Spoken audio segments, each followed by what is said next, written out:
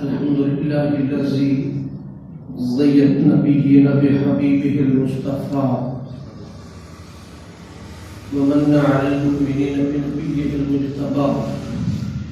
الصلاة والسلام على سيدنا ومولانا محمد خير الورى وعلى آله وأصحابه المتعدمين بالتقوى.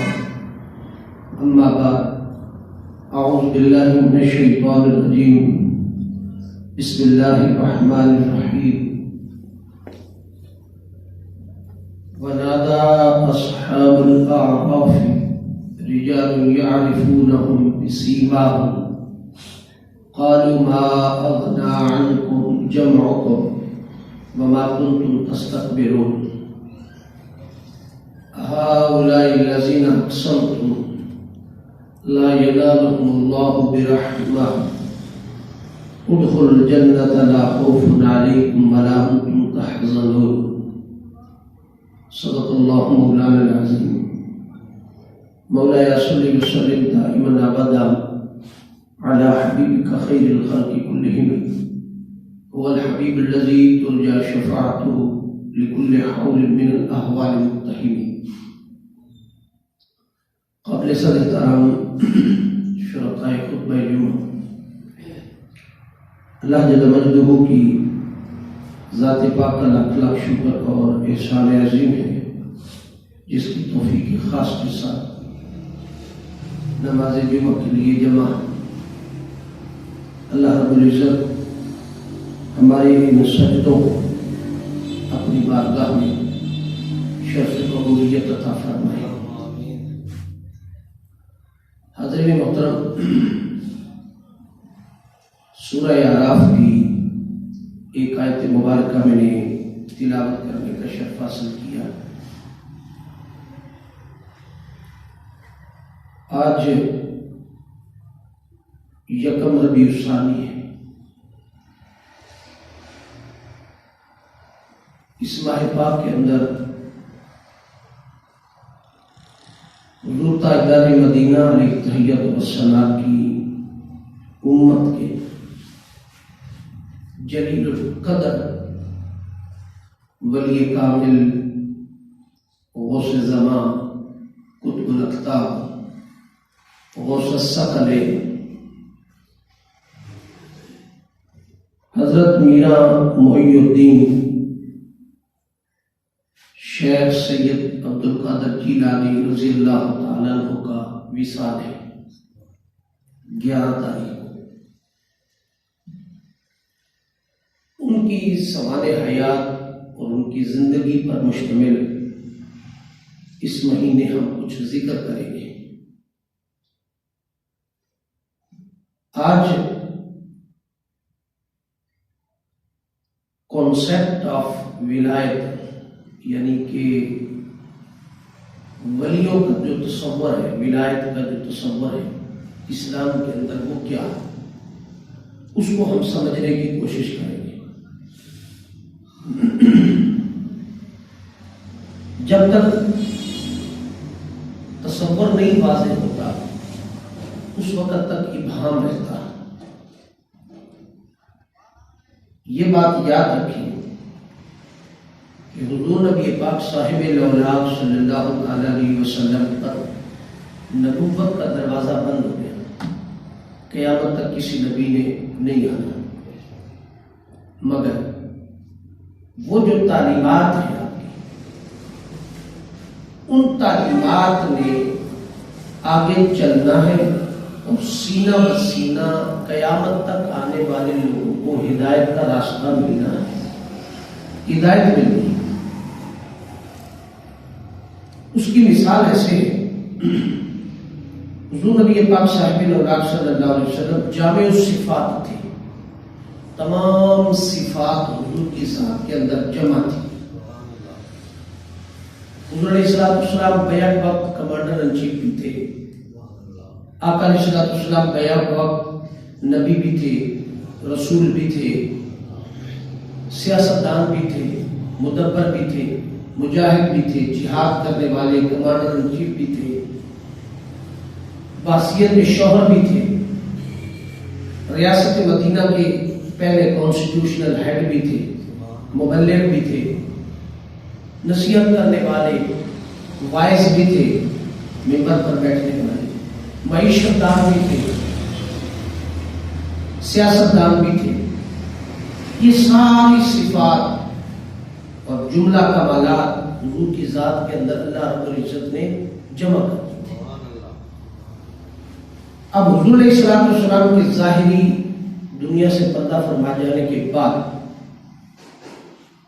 اس علم نبوت نے آگے چلنا ہے اور قیامت تک چلنا تھا، لہذا حضور نے اپنی حیات طیبہ کے اندر، اپنی ظاہری حیات طیبہ کے اندر 3 قسم کے لوگوں کو تیار کیا، 3 قسم کے لوگوں کو تیار کیا۔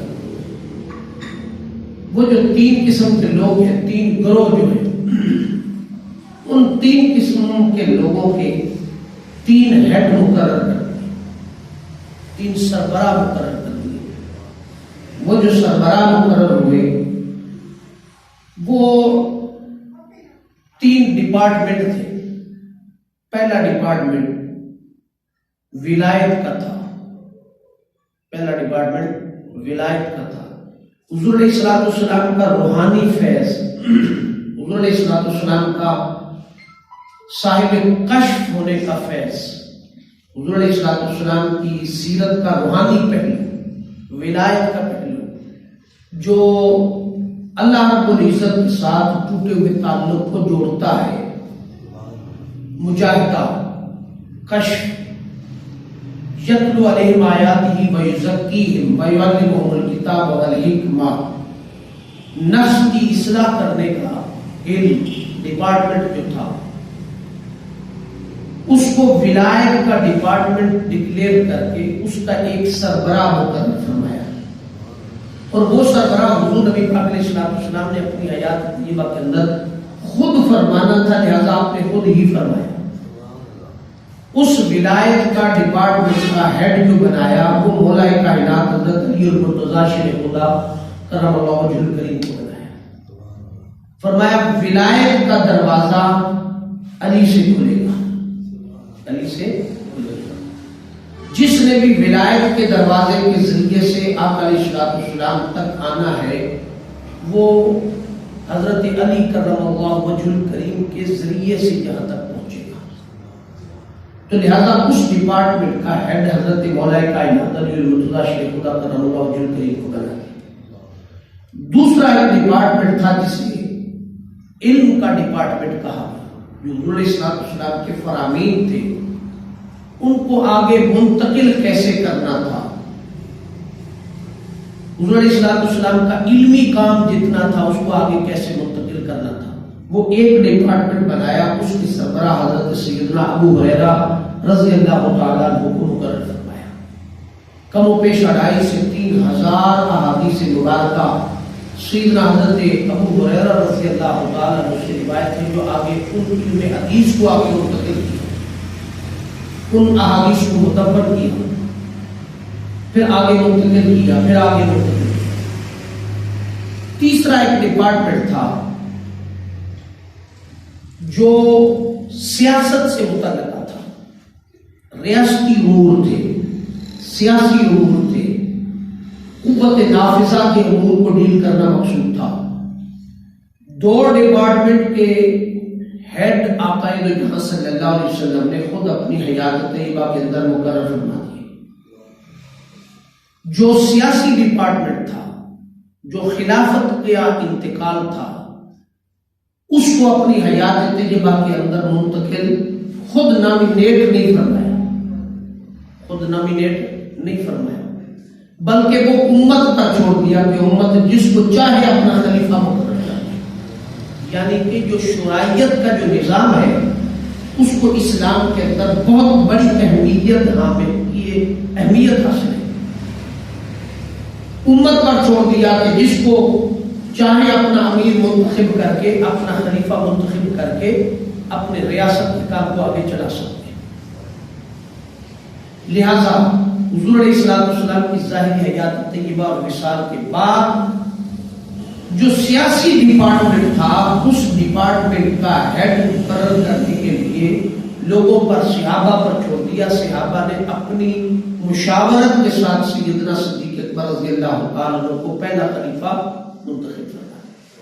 اب یہاں ایک نازک بات ہے جو یاد رکھنے والی اور سمجھنے والی وہ یہ کہ کبھی بھی یہ تصور نہ کیا جائے کہ حضرت علی کرم اللہ وجہ الکریم کو ولایت کا ہیڈ بنا دیا گیا, حضرت ابو ہریرہ رضی اللہ تعالیٰ عنہ کو علم کا ہیڈ بنا دیا گیا, اور سیدنا صدیق اکبر رضی اللہ تعالیٰ عنہ آپ کے حیات طیبہ کے بعد پہلے خلیفہ بن گئے. تو ان تینوں اشخاص کے اندر کوئی اور کوالٹی موجود نہیں تھی. نہیں, یہ بات 100% غلط ہے.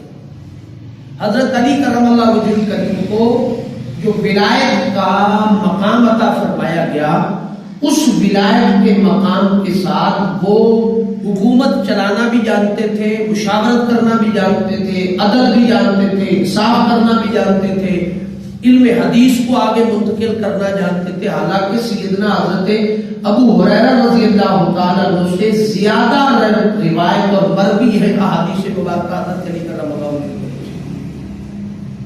لہٰذا یہ بات نہیں تھی کہ ہر ڈپارٹمنٹ کا الگ الگ ہیڈ بنا دیا گیا تو اب وہ وہی کام کرتے تھے, وہ کسی اور کام کے قابل نہیں تھے. نہیں, یہ بات تصور کرنا باطل ہے, جھوٹ ہے. اصل بات یہ تھی کہ یہ ایک ڈپارٹمنٹ بنا گیا, سینئر ترین بندہ اس ڈپارٹمنٹ کا ہیڈ مقرر کر دیا, بس اس کے ذمہ ایک اسپیسیفک کام لگا دیا, وہ دوسرے کام بھی کرتے. سیدنا حضرت ابو ہریرہ رضی اللہ تعالیٰ کیا یتلو علیہم آیاتی ویزکیہم کا کام نہیں کر سکتے تھے, یا وہ جانتے نہیں تھے؟ نہیں, ایسا نہیں تھا. وہ ہر فن میں اپنا ایک کمال نقطہ نظر رکھتے تھے, کمال تھے, مگر ان کو اسپیسیفک ٹریننگ دے کر کے ایک ڈپارٹمنٹ دے دیا گیا کہ اس کے اندر آپ نے کام کرنا ہے. اب سیدنا صدیق اکبر رضی اللہ تعالیٰ کیا شب بیداری نہیں جانتے تھے؟ حضور علیہ السلام سے محبت نہیں جانتے تھے؟ حضور علیہ السلام کے ساتھ تعلق نہیں تھا؟ کیا روحانیت کا تعلق نہیں تھا؟ فیض نہیں تھا ان کی بات؟ نہیں, یہ بات نہیں ہے. ان کو صرف ایک ڈپارٹمنٹ دے دیا گیا, امت نے ان کو منتخب کر لیا تو خلافت ان کے حوالے کر. سو یہ 3 ڈپارٹمنٹ تھے. حضور علیہ السلام کی حیات طیبہ کے اندر جو آپ نے انتخاب کر کے لوگوں کو دے دیا, 2 کو خود انتخاب کر دیا اور ایک امت پر چھوڑ دیا. آج ہم جس موضوع کو آگے لے کے چلیں گے وہ ہے ولایت. ولایت حضرت علی کرم اللہ وجہ الکریم کا ڈپارٹمنٹ تھا. اب حضور نبی پاک علیہ السلام کے پاس حضرت علی کرم اللہ وجہ الکریم کو جب امام ولایت بنایا گیا تو آپ اعلیٰ مدینۃ العلم وعلی البابوہا بھی تھے. اب سارے منصب بھی ان کے پاس تھے, مگر اسپیسیفک ایک ٹارگٹ دے کر, ٹاسک دے کر کے حکم نامہ دے دیا گیا کہ ولایت کے سلسلے کو آگے بڑھانے میں حضرت علی کرم اللہ وجہ الکریم نے کام کرنا. اب اس سے اگلا کام, یہ تو ایک اوپر سلسلہ ہے جو حضور علیہ السلام کے بعد امت کے اندر صلحاء کے پاس ہے. اور کوئی یہ نہ سمجھے کہ ولایت کوئی بر صغیر پاک و ہند سے آئی ہے, اس کا پیچھے تعلق کوئی نہیں. ولایت سلسلہ کا سلسلہ تمام طرق اور سلاسل کے ساتھ حضور نبی پاک علیہ السلام کے ساتھ جڑی ہوئی ہے بواسطہ سیدنا حضرت علی کرم اللہ وجہ الکریم. یہ آج کے دور کی پیداوار نہیں ہے, بر صغیر کی پیداوار نہیں ہے. یا آج کے دور, ہاں آج کے دور میں اس کے اندر ڈرامے بازیاں بہت ساری شامل ہو گئی ہیں تو لوگ سبق کو سمجھنے سے قاصر ہیں. اس سے اگلی بات, ولایت کے مقاصد کیا تھے؟ جب حضرت علی کرم اللہ وجہ الکریم کو ڈپارٹمنٹ دے دیا گیا کہ ولایت, اب ولایت کے مقاصد کیا تھے؟ مقاصد بھی تو سیرت نبوی صلی اللہ علیہ وسلم کی روشنی میں ہی طے ہونے تھے. ولایت کا بنیادی تصور یہ دیا گیا, قرآن مجید فرقان حمید نے اس کا پورا روڈ میپ دیا. فرمایا یتلو علیہم آیاتی ویزکیہم ویعلمہم الکتاب والحکمہ. تزکیہ نفس, حکمت قرآن کی تلاوت ٹوٹے دلوں کو رب کی طرف مائل کرنا، ٹوٹے دلوں کو رب کی طرف مائل کرنا، تلوار کے ذریعے نہیں بلکہ محبت اور پیار کے ذریعے لوگوں کو اللہ کی طرف بلانا، یہ ان کے مقاصد میں طے ہوا۔ اب ان مقاصد کو پورا کرنے کے لیے یہاں دو شاخیں ہوں گی آگے۔ ایک طبقہ وہ ہے جس نے علم کی دنیا کے اندر علم کی بنیاد پر محاذ جنگ پر جنگ لڑی، نظریاتی فکری سرحدوں پر علم کی بنیاد پر جنگ لڑی، اور علم کی بنیاد پر جنگ لڑنے والے لوگوں نے کہیں جہاد بھی کیا، کہیں تلوار بھی اٹھائی، کہیں بہت سارے اور معاملات کو بھی کیا۔ یہ ایک ڈپارٹمنٹ تھا، اس کا انکار نہیں، یہ درست، کیونکہ بہت آقا علیہ الصلوۃ والسلام نے اپنے حیات طیبہ کے اندر کفار سے جنگ لڑی، تلوار اٹھائی، شہادتیں ہوئی، میدان جہاد میں آئے، میدان کارزار میں اترے، بدر سے لے کر حنین تک، خندق تک کتنی جنگیں لڑی گئی اسلام کو غلبہ دینے کے لیے۔ مگر جب دیکھا گیا کہ بہت سارا کام، ہر کام تلوار سے نہیں ہوتا، ہر کام تلوار سے نہیں ہوتا، ہر کام جبر سے نہیں ہوتا، ہر کام اپنی سوچ کو کسی پر مسلط کر دینے سے نہیں ہوتا۔ یہ تو قانون کا دائرہ تھا، مگر لوگوں کے مسائل کو حل کر کے محبت کے راستے کے ذریعے سے رب کی طرف اور رب کے رسول کی طرف راغب کرنے کے لیے بھی ایک طبقہ ہونا چاہیے تھا۔ اس طبقے کو جس نے محبت، پیار، انس اور اخلاقیات کے دائرے میں لوگوں کو مائل کر کے اپنی صحبت، اپنے کردار سے مائل کر کے لوگوں کو قریب لائے، اس طبقے کا نام ولایت تھا۔ ان کو ولی کہا جاتا ہے۔ اس طبقہ کچھ لوگوں نے علم کو چھوڑ کر اپنے کردار کے ساتھ محبت کا راستہ دے کر کے بھولی بھٹکی لوگوں کو اپنی طرف لائے، بھولے بھٹکے لوگوں کو اپنی طرف لائے۔ مثال کے طور پر اگر خواجہ معین الدین چشتی اجمیری پاک رحمۃ اللہ تعالیٰ کے زمانے کے اندر وہ جو ہندو تھے ان پر تلوار اٹھا لی جاتی کہ فوراً کلمہ پڑھو، فوراً کلمہ پڑھو، تلوار اٹھائی جاتی ورنہ سر کاٹ دیے گئے، تو نتیجہ کیا نکلتا کہ کچھ لوگ ہو سکتا ڈر کے مارے آ جاتے اور کچھ لوگ اکثریت بھاگ جاتی، اکثریت بھاگ جاتی۔ تو نقصان کس کا تھا؟ بہت کم لوگ اسلام کی طرف آئے اور باقی سارے بھاگ گئے۔ تو مقصود کیا تھا؟ مقصود یہ تھا کہ یہ سارے اسلام کی طرف آئے، یہ سارے اسلام کی طرف آئے۔ وہاں تلوار کا کام نہیں تھا، وہاں علم کی کسی دلیل کی ضرورت نہیں تھی، تو وہاں کیا کام؟ وہاں جو اللہ کے نیک سارے بندے تھے، یتلو علیہم آیاتہ ویزکیہم ویعلمہم الکتاب والحکمہ پر عمل کرنے والے، انہوں نے کیا روپ دھارا؟ انہوں نے کہا کوئی بات نہیں، کوئی بات نہیں، کچھ عرصے کے لیے اگر ہم بھی وہ اس کو کیا بولتے ہیں گٹار بجا لیں یا ہارمونیم ہم بھی بجا لیں کچھ دیر کے لیے، اس نیت کے ساتھ کہ گٹار اور ہارمونیم کو بجانے کے بعد یہ لوگ ہمیں اپنا سمجھنے لگ جائیں۔ یہ جو گٹار بجاتے ہیں، یہ جو ہارمونیم بجاتے ہیں، ہندو اس وقت گٹار بجاتے تھے اور ساز و سامان سے کام لیتے تھے اور سازینہ بجاتے تھے، ان کی مجالس منعقد ہوتی تھی۔ خواجہ معین الدین اجمیری پاک رحمۃ اللہ تعالیٰ نے دیکھا کہ ان ساروں کو اگر اسلام کی طرف لانا ہے تو ان جیسا کوئی روپ دھارنا ہوگا تاکہ یہ مجھے اپنا سمجھے، تاکہ یہ مجھے اپنا سمجھے اور یہ سمجھے کہ یہ بھی ہماری طرح کا ہی ہے۔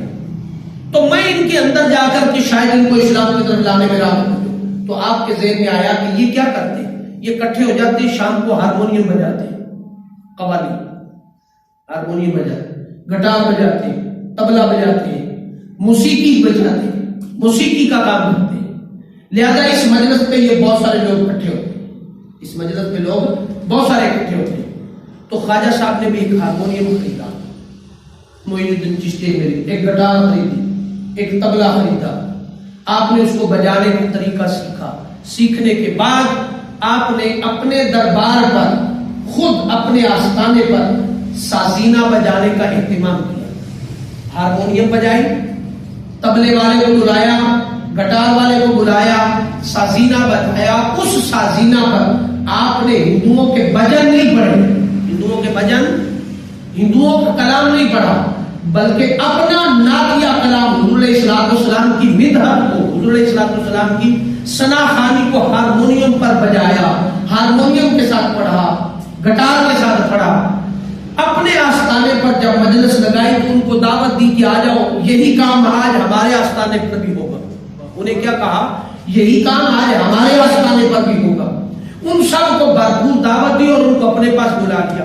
وہ سارے کے سارے اپنی مجلس چھوڑ کے اس مجلس میں آ گئے اور انہوں نے سمجھا کہ یہ جو اللہ اللہ کرتا ہے، یہ جو ہر وقت رسول اللہ کی دعوت دیتا ہے، یہ بھی ہماری طرح کا ہی ہے، ہماری طرح گٹار بجاتا ہے، ہماری طرح ہارمونیم بجاتا ہے، ہماری طرح کے ساز پڑھتا ہے، مگر یہ رسول اپنے کی مدحت اور سرائی کرتا ہے، تو ہم میں سے ہے۔ وہ کچھ عرصہ بجاتے رہے، محافل ہوتی رہی۔ ایک دن آپ نے دیکھا کہ سارے آ گئے ہیں، ایک دن آپ نے دیکھا سارے آ گئے ہیں، تو یتلو علیہم آیاتہ کی بات ہوتی رہی، ویزکیہم کی بات ہوتی رہی، ویعلمہم الکتاب والحکمہ کی جب باری آئی، نگاہ کرم ڈالی تو 90 کے 90 لاکھ مسلمان ہو گئے، 90 کے 90 لاکھ۔ یہ جو طریقہ تھا، یہ طریقہ ولایت کا تھا۔ اگر یہاں تلوار اٹھا لیتے تو 2-4 خوف کے مارے اسلام قبول کر لیتے، بقیہ بھاگ جاتے۔ وہاں حکمت کا راستہ اختیار کیا۔ یہ جو قوالی کرتی ہے، یہ موجد یہاں سے ہے، ایجاد یہاں سے ہے، اور اس کو منسوب کیا جاتا ہے سیدنا حضرت شیخ سیدنا خواجہ معین الدین چشتی میری پاک رضی اللہ عنہ کو۔ اس ہارمونیم کے موجد ایجاد کرنے والے سیدنا خواجہ غریب نواز رحمۃ اللہ تعالیٰ تھے، اور اسلام کی رباعیات کو، اسلام کی تعلیمات کو، حضور کی بدعت کو ہارمونیم پر لانے والے خواجہ غریب نواز معین الدین چشتی میری پاک تھے، اور اس کی وجہ تزکیہ میں نے آپ کے سامنے رکھی۔ اگر آج ہارمونیم پر اور بہت کچھ ہوتا ہے تو وہ سارا کچھ خواجہ معین الدین میری پاک کے ساتھ منسوب نہیں، خواجہ صاحب کے ساتھ منسوب صرف مدحت مصطفیٰ صلی اللہ علیہ وسلم، اور حکمت بھی سمجھ آ گئی۔ آپ آج بھی دیکھتے ہو بعض جگہوں پر یہ جو دور ہے، جس دور کے اندر ہم گزر رہے ہیں، بعض جگہوں پر ایسے حالات پیدا ہوتے ہیں کہ آج کی جو نوجوان نسل ہے وہ آپ کے مسجد آنے سے بھاگتی ہے، مسجد کے ماحول سے بھاگتی ہے۔ تو ہمیں حکمت کا راستہ اختیار کرنا ہوگا کہ وہ لوگ جو مسجد میں آنے سے بھاگتے ہیں ان کو لانے کے لیے کوئی ایسا راستہ اختیار کرنا ہوگا کہ وہ لوگ مسجد میں آئیں تو ایزی فیل کریں، مسجد میں آئیں تو ایزی فیل کریں۔ ان کو یہ نہ ہو کہ مسجد میں جائیں گے، سر پہ ٹوپی نہیں ہے تو فتویٰ لگ جائے گا، پینٹ شرٹ پہنی ہے تو فتویٰ لگ جائے گا، ہاف بازو شرٹ پہنی ہے تو فتویٰ لگ جائے گا، نماز نہیں ہوگی۔ نہیں، انہیں ان ساری باتوں سے آزاد کر کے، ان ساری باتوں سے آزاد کر کے اس بات پر لانا ہوگا کہ اگر پینٹ پہنی ہے، ہاف بازو شرٹ پہنی ہے، ساتھ سے ٹنگے بھی آ گئے ہو، تو جسٹ اتنا کام کر لو کہ وضو کر لو اور آ کے نماز پڑھ لو، تمہاری نماز ہو جائے گی، تمہاری نماز، بجائے کہ ہم ڈانگ پہلے برسا دیں ان پر کہ مسجد کہاں داخل ہوئے ہو کہ تواڈے سر تے ٹوپی ہوے، پاگ ہوے، داڑھی لمبی ہوے تے کپڑے تواڈے سنت دے مطابق ہو۔ بابا وہ تو آتا ہی نہیں مسجد کی طرف، پہلے اس کو اندر داخل کرو۔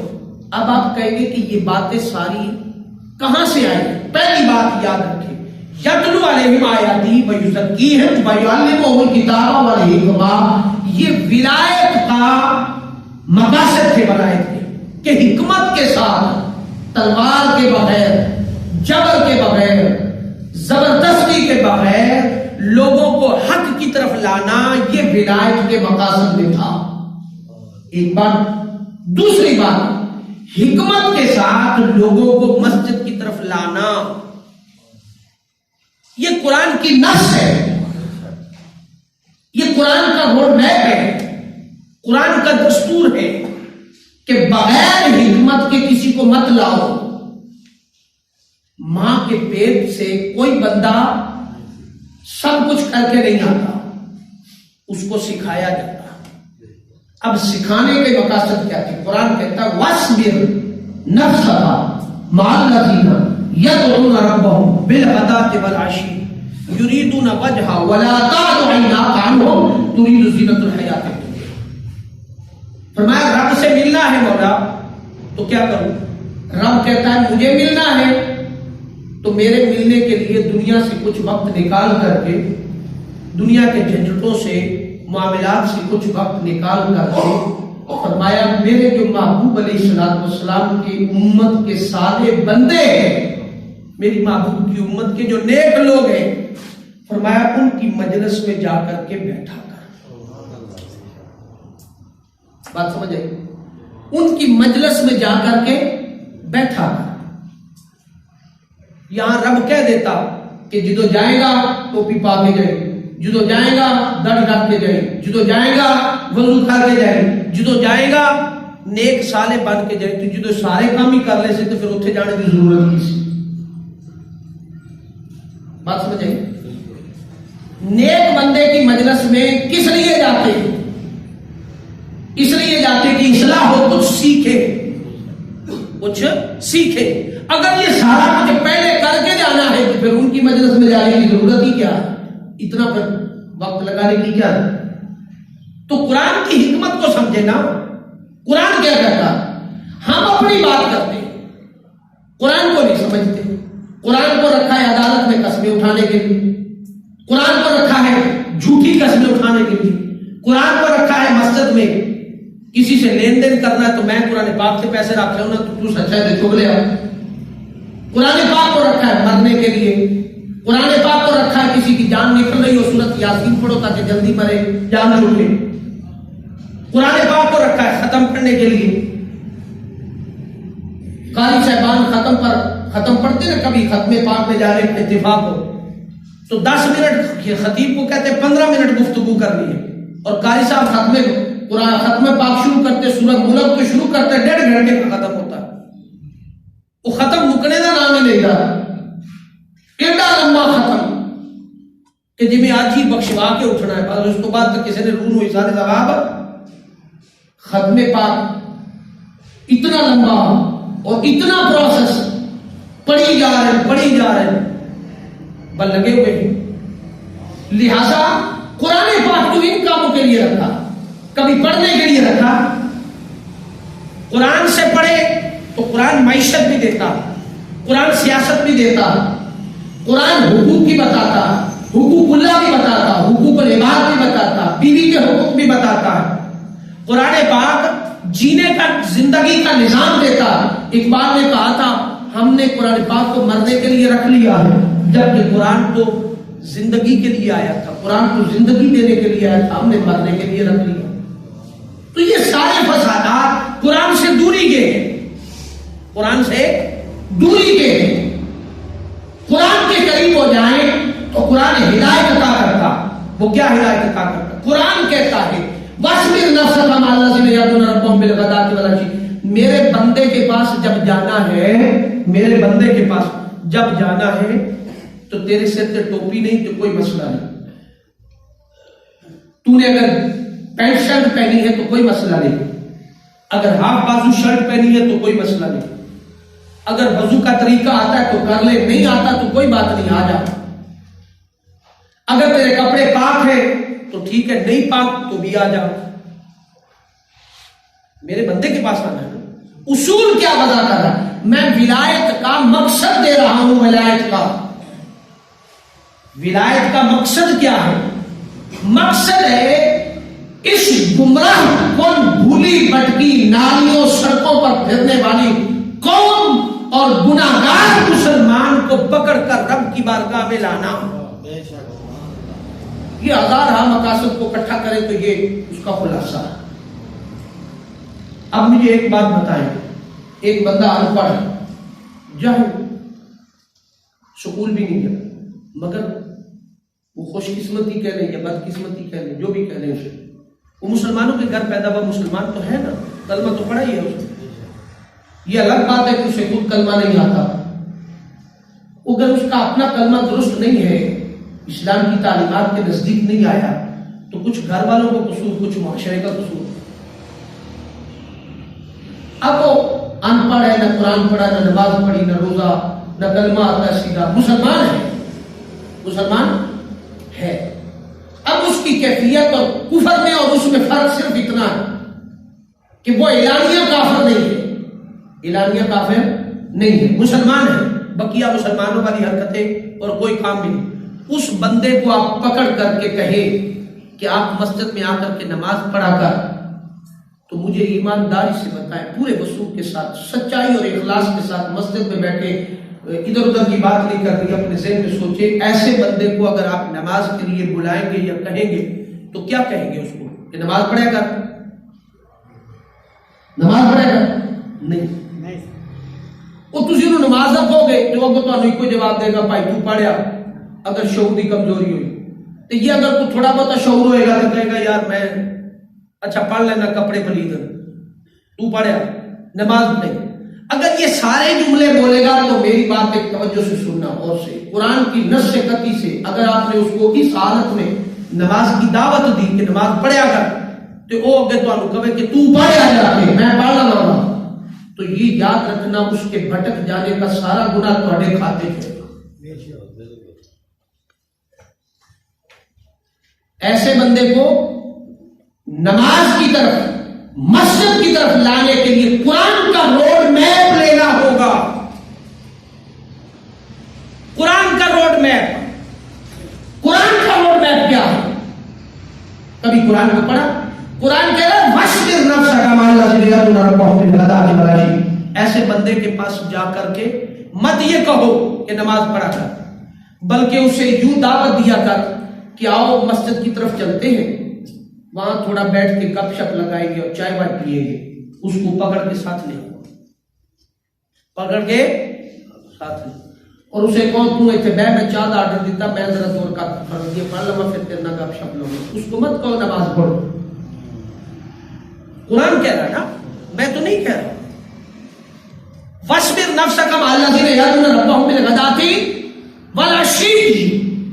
قرآن کہہ رہا ہے وضو نہیں ہے کوئی بات نہیں، سر پہ ٹوپی نہیں ہے کوئی بات نہیں، پینٹ شرٹ پہنی ہے کوئی بات نہیں، ہاف جین پہنی ہے کوئی بات نہیں، ہاف نکر پہنی ہے کوئی بات نہیں، مسلمان تو ہو، مسلمان تو ہو.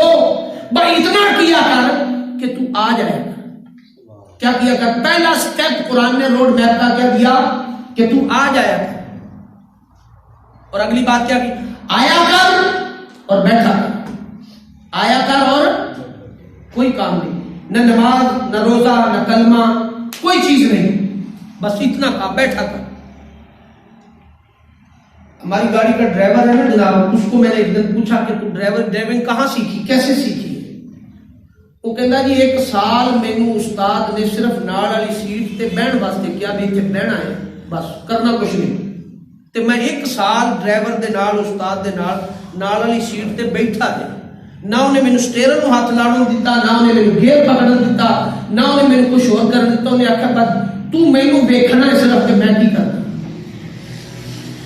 بات سمجھے؟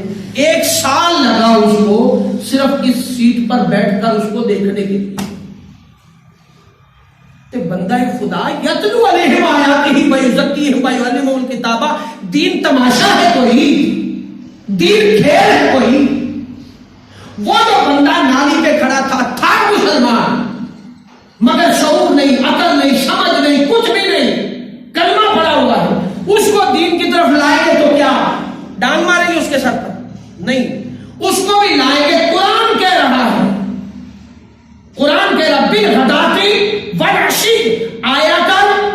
بیٹھا کر. قرآن نہیں کہہ رہا کہ وضو کر کے آمی ٹوپی پا کے آمی. قرآن نہیں کہہ رہا. قرآن کہہ رہا ہے ایسے بندے کو صرف دعوت دو کہ آ جاؤ مسجد میں, مت کہو کہ نماز کا ٹائم ہو گیا.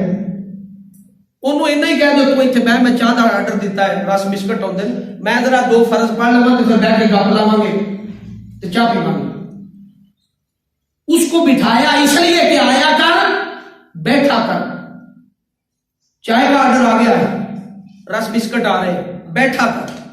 اس کے سامنے وضو بھی کرے, اس کے سامنے نماز بھی پڑھے, اسے مت کہیں انہوں چاہ پلاؤ تو چلے جاؤ. انہیں پڑھی ہے یا نہیں پڑھی, مت اس بات کا احساس دلو کہ یار مسیطے گیا سر تو مسیطے آ ہی نہیں گیا تو نماز ہی پڑھ لے. یہ ساری حکمت کے راستے ہماری زندگیوں سے کیوں نکل گئے ہیں؟ علماء حکمت کے راستے سے کیوں ہٹ گئے ہیں؟ علماء نے اس منبر کے ساتھ جو دھوکہ کیا ہے اس کا خمیازہ امت کا شرازہ بکھیرنے میں آج بھگت رہے ہیں. آج نوجوان نسل علماء کے قریب نہیں ہے. آج نوجوان نسل سے مساجد خالی ہے. اس لیے خالی ہے کہ انہوں نے ولایت کا راستہ چھوڑ دیا ہے. ڈان کا راستہ, فتوے کا راستہ, زبان سخت. جتنی سخت زبان کی مذہبی طبقے کی ہے اللہ کی عزت کی قسم کسی کی نہیں ہے. اگر یہ صرف مذہبی طبقہ ہی اپنے حالات کو درست کر لے تو معاشرے کے اندر بہت بڑی تبدیلی آ سکتی ہے. حکمرانوں کی جرت نہیں یہ بول سکے. مگر قرآن کا دامن چھوڑا ہے. قرآن کہہ رہا آیا کر اور بیٹھا کر. قرآن نہ ٹوپی کی بات کر رہا ہے, نہ تلاوت کی بات کر رہا ہے, نہ کپڑوں کی بات کر رہا ہے. قرآن کیا کہتا ہے؟ آیا کر, بیٹھا کر. اور اگلی بات توجہ سے سنیں, بالغداۃ والعشی یریدون وجہہ. بس اتنا کر لیا کر کہ وہاں کے ماحول کو وجہ توجہ سے دیکھا کر. وہ کر دے گی, وہ کر دے گی. آگے قرآن پاک نے بڑی توجہ سے کہا بالغداۃ والعشی یریدون وجہہ ولا تعد عیناک عنہم. 2 آنکھوں کے ساتھ تو نے صرف اس ماحول کو دیکھنا, ججمنٹ کرنی. یہ کیا کرنی ہے؟ ججمنٹ کرنی ہے کہ یہ کیا ہے. نشے والے کے پاس چلے جائیں نا, نشئی کے پاس, میں نے بڑے غور سے دیکھا ہے. جب یہ آیت مبارکہ شروع میں آئے سے 15-20 سال کی پہلے کی بات ہے, جب ہم نے اس کی شرح پڑھی تو ہمیں ایک ٹاسک دیا گیا تھا کہ یہ کام دیکھے. تو ہم ایک جگہ پر چلے گئے نشے والوں کے پاس. میں کوئی 5-7 دن اس بات کو فالو کرتا رہا. اس کے پاس ایک بندہ آیا, بیٹھا, انہیں خود کیا کہ یہ سگریٹ بھر کے مجھے دے دے. انہیں آخیا نا. نے کہا کیوں؟ انہیں آخیا پرا کچھ دن آیا کر, بیاہ کر, ویکھیا کر اسی کے میں سوٹا لانے ہیں. وہ بیٹھنے سے 5-7 دن کے بعد نشئی بن گیا اور کروڑوں کی جائیداد برباد کر کے گھر کو چلا گیا. یہ جو صحبت صلحاء ہے, ولا تعد عیناک عنہم, ان آنکھوں کے ساتھ اس ماحول کو دیکھنا ہے. ترید زینۃ الحیات الدنیا ولا تطع من اغفلنا قلبه عن ذکرنا. فرمایا صحبت صالح کی مجلس میں جانا, اغفلنا قلبه عن ذکرنا, غافل دلوں والی صحبت میں نہ جانا. غافل دلوں والی صحبت میں نہ جانا, غافل دلوں کی صحبت میں مت جانا. لہذا ولایت کا تصور یہ ہے, ولایت کی بات یہ ہے کہ علم اور دین ولایت والوں سے پوچھو تو وہ حکمت اور تدبر کے ساتھ پھیلا ہے, حکمت کے ساتھ پھیلا. اور کہا آیا کر, بیٹھا کر. اس کی وجہ کیا ہے؟ آتا رہے گا 10 دن 15 دن 20 دن مہینہ بیٹھے گا, دیکھے گا تو ایک دن خیال آئے گا کہ یار مینوں روز چاہ پلا کے کر دیندا ہے تے چلو یہ وضو کردا, میں بھی یہ پوچھ لاں بھی تو وضو کادے واسطے کردا. حضور سیدی شیخ الاسلام پروفیسر ڈاکٹر محمد طاہر القادری لندن میں ایک گھر میں قیام پذیر ہوئے. تو آپ نے عشاء کی نماز کا وقت تھا, آپ نے کمرے میں نماز پڑھی. اس گھر کے جو لوگ تھے وہ محبت کرنے والوں میں تھے, مگر ان کی اولاد لندن کے ماحول کی تھی. یہ بھی ہماری بدقسمتی ہے. میں اس اینگل سے بات کرنے لگا ہوں لیکن میں بات اپنی سمجھانے لگا, اور وہاں کا تو ماحول اولاد کا تھا کہ ہم خود تو دیندار بن جاتے ہیں مگر اولاد کو اس راستے پر نہیں لاتے، اولاد کو ہم نہیں بتاتے، پھر اولاد ہمارے راستے پر نہیں چلتی۔ فرماتے میں نے عشاء کی 17 رکعتیں پڑھی تو جب میں اوپر نیچے ہو رہا تھا، نماز پڑھ رہا تھا، تو اس کے بیٹے نے مجھے دیکھا اور باپ سے جا کر کے پوچھتا ہے کہ بابا یہ گڈ ورزش، بہت اچھی ورزش ہے، یہ اس سے جسم فٹ رہتا، میں بھی یہ ورزش کیا کروں۔ تو حضور سیدی شیخ الاسلام فرماتے ہیں یہ بات میں نے سن لی تو مجھے افسوس ہوا کہ باپ تہجد گزار ہے مگر باپ تہجد گزار نے اپنی اولاد کو نماز کی طرف نہیں لایا۔ اگر لایا ہوتا تو انہیں پتا ہوتا کہ یہ ورزش نہیں ہے، نماز ہے۔ اسے یہ نہیں پتا، اسے بلکہ یہ پتا کہ یہ ورزش ہے، یوگا ہے، کوئی جیسے یوگا کا نظام ہے اسی طرح یوگا ہے، اور یہ بھی اسی طرح ہے، بہت اچھی ورزش ہے۔ تو قائد محترم نے نماز سے فارغ ہونے کے بعد اس بچے کو بلایا اور آپ نے کہا بیٹے آج کے بعد میں 2 دن میرا ادھر قیام ہے اس گھر کے اندر، 2 دن آپ نے 5 ٹائم ہوں گے اس ورزش کے، 5 ٹائم ہوں گے اس ورزش کے، جیسے میں ورزش کروں گا میرے ساتھ کھڑے ہو کر کے آپ نے اسی طرح ورزش کرنی ہے، جیسے میں ورزش کروں گا اسی طرح 5 ٹائم ہے، جیسے یوگا کا ٹائم ہے صبح فجر کی نماز کے بعد بڑے خوبصورت انجوائیبل ماحول کے اندر ورزش کرنی، اسی طرح تو نے میرے ساتھ بھی 5 دن ورزش، 2 دن ورزش کرنی اور 5 ٹائم کرنی، 10 ٹائم ورزش کریں گے آپ کا ہر چیز نارمل ہو جائے گی۔ قائد محترم نے یہ بات اسے کہا، اسے ایکسپٹ کر، اس نے کہا بہت اچھی بات ہے۔ وہ ہر وقت جب قائد محترم نماز پڑھنے لگتے تو وہ آپ کے ساتھ کھڑا ہو جاتا، نہ وضو نہ ٹوپی نہ مصلی کچھ بھی نہیں۔ وہ 2 دن 10 دفعہ اس نے ڈاکٹر صاحب کے ساتھ کھڑے ہو کر کے ورزش کی، اور جب قائد محترم جانے لگے تو اس بچے نے خود کہا حضور میں آج سے تہیہ کرتا ہوں کہ یہ ورزش کا پورا طریقہ سیکھوں گا، اور اب مجھے پتا چل گیا ہے کہ یہ صرف ورزش نہیں ہے بلکہ اللہ کے حضور عبادت ہے، اب اس کو سیکھو۔ یہ تسی پہلے دن انہیں کیا سکھا بھی جناب ورزش بہت اچھی تھی، تسی فتویٰ ڈانگ چک لیں خبر کرتے ہیں تو سب ورزش، تو نماز میں ورزش کرنا الودہ پڑھا اگر نگل باہر سے، تو مجھے بتائیں نسلیں سنورنی تھی یا بگڑنی تھی؟ بگڑنی تھی۔ تے اسی آج اسلام نال کی کیتا ہے، یہ بھی تو کیتا ہے، آج اسلام نال کی بھی کچھ کیتا، ڈانگ ہی چکی آدھا فتوے لونے، قرآن کی طرف نہیں، قرآن کہہ رہا ہے نہیں ڈانگ نہیں چکنی، بالغداۃ والعشی یریدون وجہہ، اس بندے کو بلاؤ، کچھ دن چائے وائے پلاؤ، مسجد میں بسکٹ شسکٹ کھلاؤ، اس کی خاطر تواضع کرو، ساتھ لے آیا کرو، اگر اسے بٹھا دیا کرو اور خود اس کے سامنے عمل کرو، وہ ایک دن دیکھ کر آہستہ آہستہ آہستہ آہستہ وضو بھی سیکھے گا، نماز بھی سیکھے گا، ٹوپی بھی پہننی آ جائے گی، طہارت بھی آ جائے گی، کپڑے بھی اچھے کرنے لگ جائے گا، آپ کے ساتھ کھڑا ہو جائے گا۔ اور یہی فلسفہ تھا، رب نے کہا مجھے ملنا ہے تو میرے بندوں کے پاس آیا کر اور بیٹھا کر، آیا کر اور بیٹھا کر، آیا کر اور بیٹھا کر، جہاں تسبیح نہیں پڑھنی پابندی ہے، وظیفہ نہیں کرنا پابندی ہے، قرآن نہیں پڑھنا پابندی ہے، کیا کرنا ہے وَلَا تَعْدُ عَيْنَاكَ عَنْهُمْ تُرِيدُ زِينَةَ الْحَيَاةِ الدُّنْيَا، میرے برگزیدہ بندے کے چہرے کو تکنا ہے، اس لیے تکنا ہے کہ یہ بندہ اگر اتنے کمال صفات کا مالک ہے تو وہ رب کتنی کمال کا صفات ہے۔ یہ ولایت کا تصور ہے۔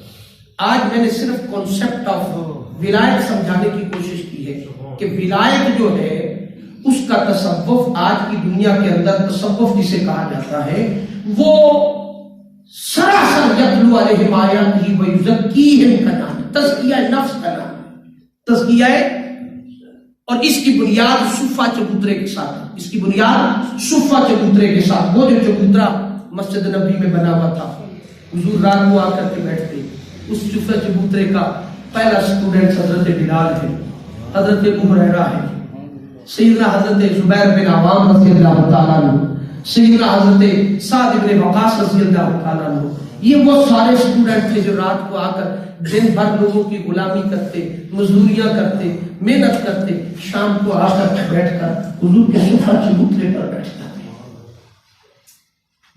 اور قربان جائے، ان اسٹوڈنٹس پر بھی قربان جائے، اس معلم پر بھی قربان جائے۔ میرے آقا نے ایک دن نہیں کہا، ایک دن بھی نہیں کہا کہ یار ٹوپی پایا کرو، مسلمانوں والی شکل بنایا، نہیں، ایک دن بھی نہیں کیا۔ سرکار کیا فرماتی؟ یتلو علیہم آیاتہ، بیٹھ جاتے سارے، سرکار قرآن پاک کی تلاوت فرماتے ہیں، اور سرکار کا تلاوت فرمانا دل کے اندر من بنجر زمین کو نرم کرتا تھا. قرآن پڑھتے یتلو علیہم آیاتہ